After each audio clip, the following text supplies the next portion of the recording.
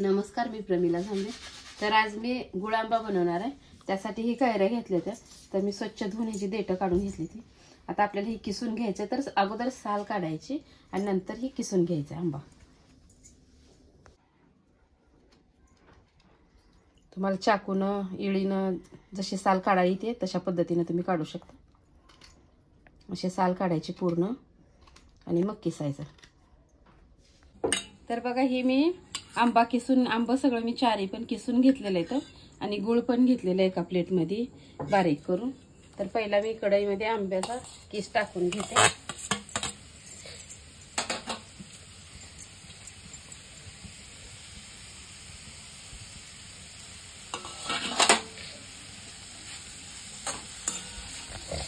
आणि ह्याच्यातच मी आता गुळ पण मिक्स करून घेणार आहे।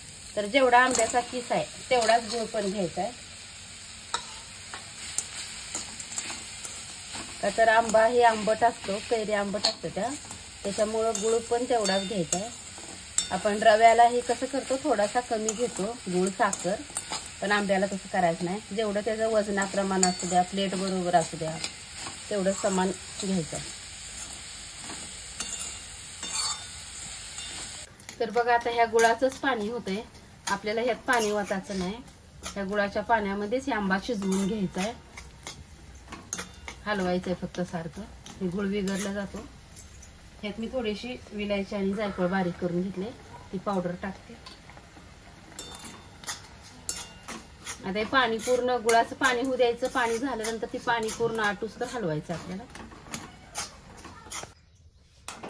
तर बघा, अशा प्रकारे पूर्ण गुळाचं पाणी आंब्यानं ही शोषून घेतलेलं आहे, पूर्ण कोरडं झाले, छान असं पाणी आटलेलं आहे।